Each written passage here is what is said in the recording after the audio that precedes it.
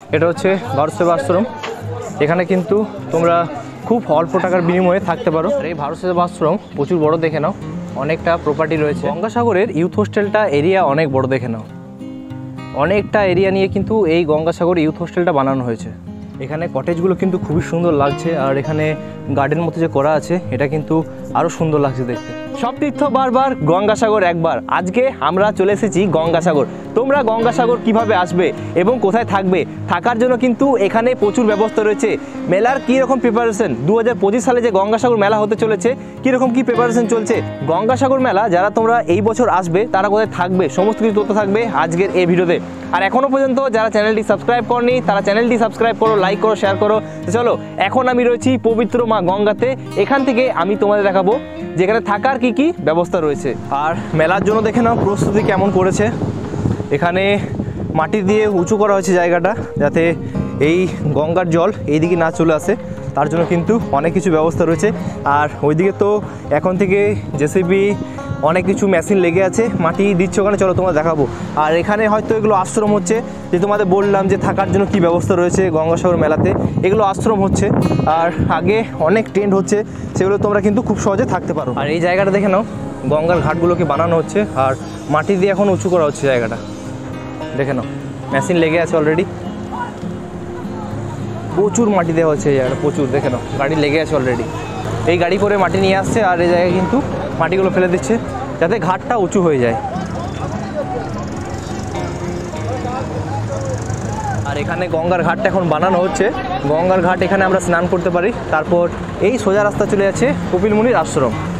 আমরা এখান থেকেই মন্দির দেখতে পাচ্ছি, দেখে নাও, ওই হচ্ছে কপিল মুনির আশ্রম।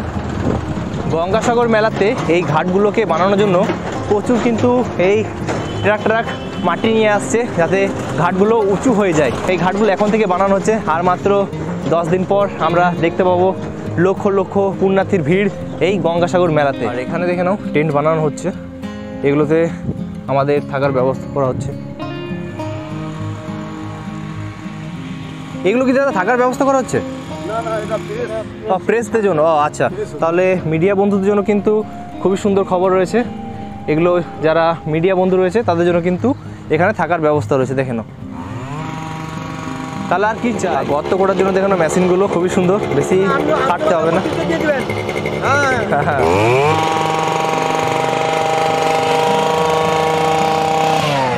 বাহ, হাঁটালি করতে হলো না। যারা মিডিয়া পার্সন রয়েছে তাদের জন্য কিন্তু থাকার খুব সুন্দর ব্যবস্থা রয়েছে, দেখে নাও, এখানে এসে থাকতে পারে। এই কটেজগুলো ভালোভাবে বানানো হবে, ব্যাস এখানে মিডিয়া পার্সনরা থাকতে পারে। মেলা দেখে নাও এখন থেকে কিন্তু বসে গেছে অলরেডি। এখানে ব্যাগ, বাল্টি, অনেক কিছু পাওয়া যাচ্ছে মেলাতে। যে সমস্ত জিনিস পাওয়া যায় সেগুলো কিন্তু এখানে পাওয়া যাচ্ছে।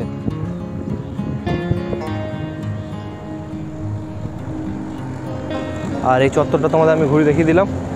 এবার আমি সরাসরি চলে যাব কপিল মুনির যে আশ্রম রয়েছে সেখানে। কপিল মুনির আশ্রম, আর এখানে তোমরা কিন্তু প্রসাদের কাউন্টার পেয়ে যাবে। এখান থেকে তোমরা প্রসাদ নিয়ে মন্দিরে পুজো দিতে পারো। আর এখানে রয়েছে মহাদেবের মূর্তি, দেখে নাও, খুবই সুন্দর লাগে আমার এই মূর্তিটা দেখতে। আর মহাদেব, দেখে নাও, দারুণ লাগছে দেখতে। মহাদেব রয়েছে, আর এখানে কিন্তু আমরা প্রসাদের সামগ্রী পেয়ে যাব। এখান থেকে আমরা খুব সহজেই প্রসাদ নিয়ে মন্দিরে পুজো দিতে পারি। Gate number 4। এখানে প্রচুর প্রসাদের কাউন্টার রয়েছে, এখান থেকে আমরা প্রসাদ নিতে পারি। এই দেখেন প্রসাদ।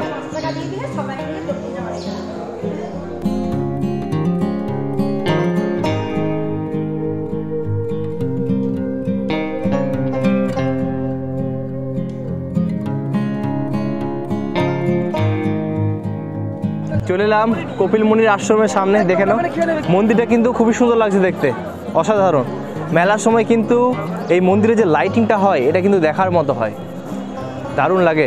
আর মন্দিরে এখন থেকে অনেকে পুজো দিচ্ছে। আর আশেপাশে এরিয়াটা দেখে নাও,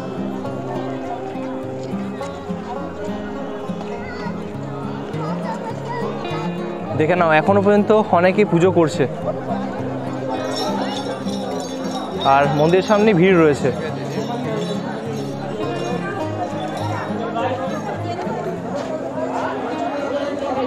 এবার আমি তোমাদের বলবো যদি তোমরা কপিলমুনির আশ্রমের সামনে থাকতে চাও তাহলে তোমাদের একটা ব্যবস্থা করে রাখি।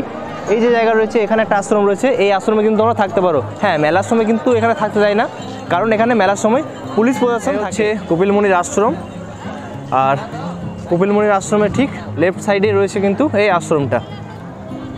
চলো তোমাদের আমি এই আশ্রমটা ঘুরে দেখাচ্ছি। আশ্রমে আমরা প্রবেশ করছি, আর এখানে রয়েছে দানপত্র। আর দেখে নাও, আশ্রমটা কিন্তু খুবই সুন্দর রয়েছে।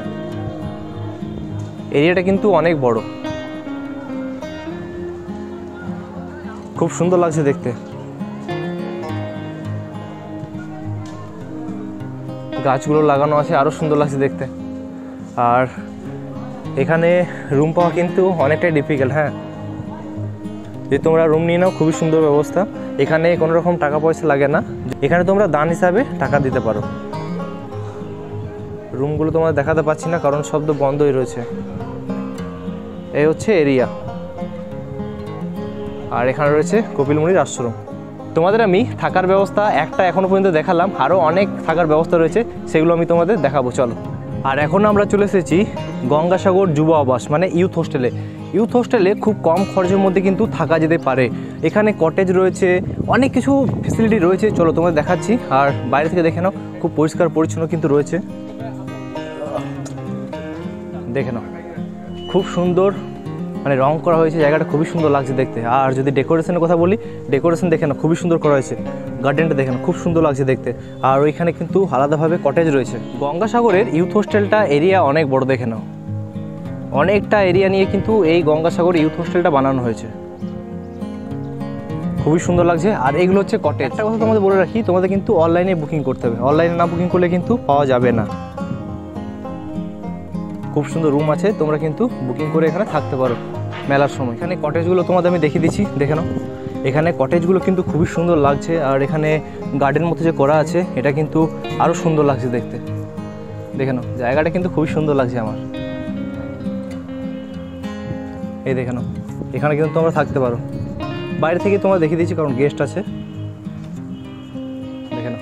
আর যদি বলি, আর এখানে দেখে নাও সিসিটিভি ক্যামেরা লাগানো আছে, কোনো প্রবলেম তোমাদের হবে না।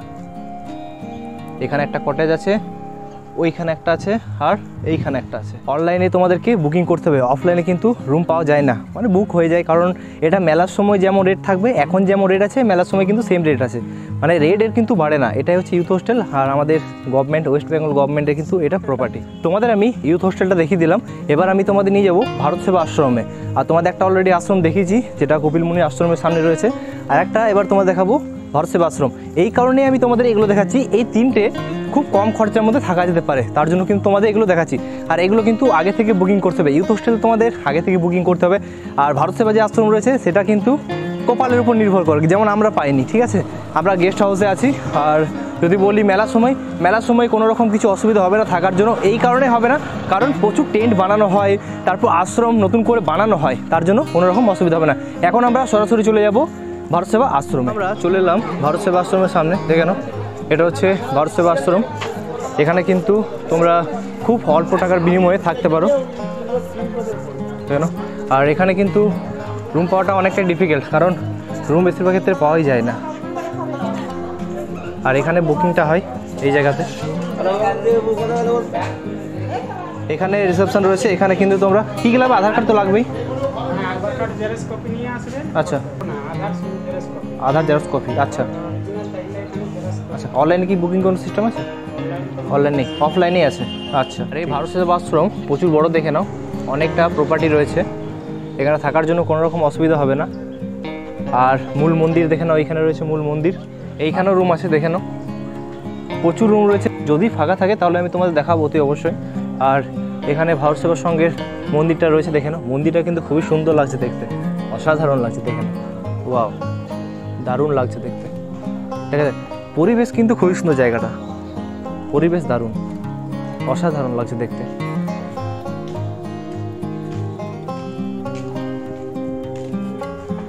আর এদিকে প্রচুর রুম রয়েছে, আরও রুম আছে এই দিকটা, মানে কত লোকজন থাকতে পারে এখানে এলে, অনেক বড় প্রপার্টি। ভারত সেবা আশ্রমে তোমাদের আমি রুম দেখাতে পারছি না, কারণ রুম পুরো ফুল হয়ে গেছে। কালকে আমরা এখানে তার জন্য রুম পাইনি। আর এত পরিমাণে ভিড় হয়, প্রপার্টি অনেক বড়, কিন্তু এখানে লোকজন অনেক আছে, তার জন্য কিন্তু এখানে রুম দেখাতে তোমাদের পারছি না। বাকি তোমরা ভিজিট করতে পারো, যদি কপাল থাকে তাহলে তোমরা এখানে কিন্তু রুম পেয়ে যাবে। ভারত সেবা আশ্রমটাও তোমাদের আমি ঘুরে দেখালাম। এখানে তোমাদের আমি রুম দেখাতে পারলাম না, কারণ রুম ফাঁকা নেই, কীভাবে তোমাদের দেখাবো। আর আমরা যে গেস্ট হাউসে রয়েছি সেটাও তোমাদের একবার আমি দেখিয়ে দিচ্ছি। মেলার সময় এই গেস্ট হাউসের প্রাইস প্রায় 3 থেকে 4 হাজার টাকা হয়ে যাবে, তার জন্য গেস্ট হাউসে গিয়ে লাভ নেই। আমি বলবো অনেক এখানে আশ্রম হয়, সেই আশ্রমগুলো তোমরা মেলার সময় থাকতে পারো। আমরা রয়েছি সোনালী গেস্ট হাউসে, এই হচ্ছে গেস্ট হাউস, দেখে নাও। আর এখানে পার্সোনাল ওদের দোকান রয়েছে, শাখারে অনেক কিছু বিক্রি করছে। চলো গেস্ট হাউসটা তোমাদের আমি একবার ঘুরে দেখিয়ে দিচ্ছি। সোনালী গেস্ট হাউস, কন্ট্যাক্ট নাম্বার দেখে নাও, এই হচ্ছে কন্ট্যাক্ট নাম্বার। আর এদিক থেকে আমরা প্রবেশ করব।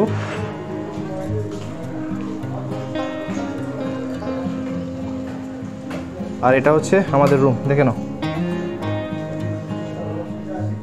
খুব সহজে আমরা 3 জন থাকতে পারি।